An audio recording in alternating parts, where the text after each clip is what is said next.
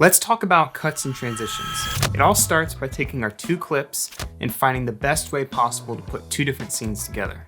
Which is why today we're going to take a look at some of the best cuts and transitions that you need to know as an editor to keep in your back pocket.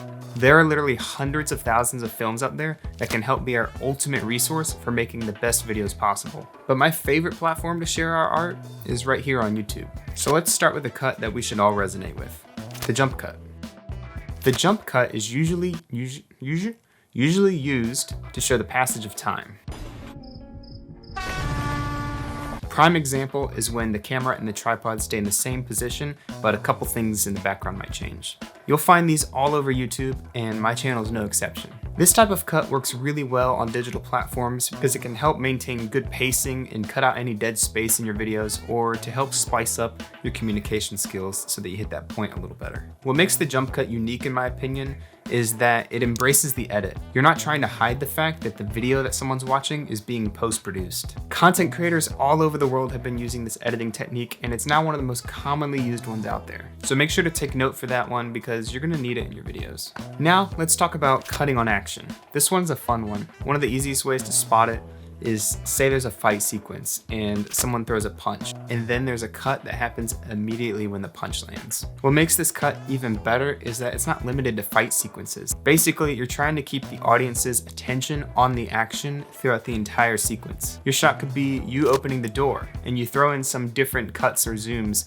that happen while you're opening the door. Doing this can help content creators a lot because it gives the illusion to your audience that you have more than one camera angle, when in reality, you only have one. You can get really creative with this one, and it really helps your videos by adding an extra layer of complexity to your edit.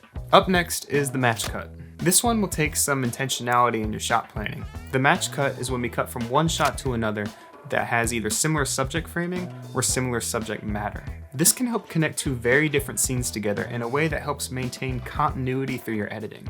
The match cut really stands out because it shows that you put some thought and effort into your planning and your cuts. There's also the verbal match cut, which can be used instead of connecting your visuals, you're connecting your dialogue to two different scenes. No one official is prepared to comment. Religious groups are calling it Judgment Day. Moving right along to transitions, we have the simple fade in and fade out. You've seen this one before. It's where either the beginning or the end of a clip goes from black and fades to the beginning of your shot. In your timeline, this is pretty easy to do. You just make sure there's a space between your two clips and you add a fade at either the beginning or the end of your clip. Nowadays, this is used for either starting or finishing your videos, but in films, it's usually used to create a moment of rest in their pacing. A dissolve is just as common as the fade in and fade out. The key difference is that with the dissolve, you're cross-fading two different clips together instead of having black space in between. A dissolve can help your audience resonate with an emotion or feeling that you're trying to convey to them.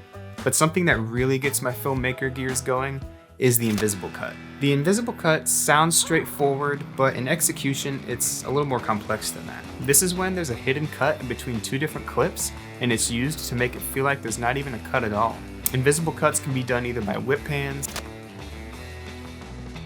something filling the screen entirely, or by using darkness to hide the cut.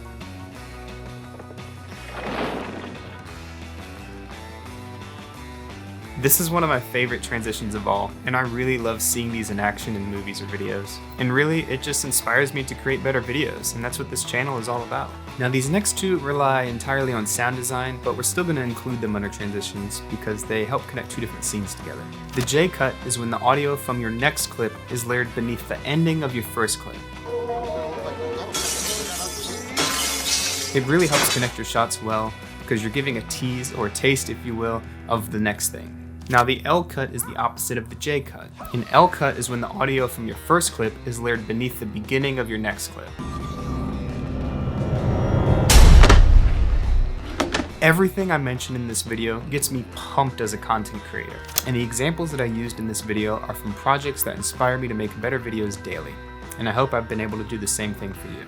So now that you're equipped with an arsenal of editing tools, I want you to take one or more of the things that you learned in today's video and apply them to your next project, whether that's for yourself, for your job, for YouTube, for whatever that is. I just want you to use one thing.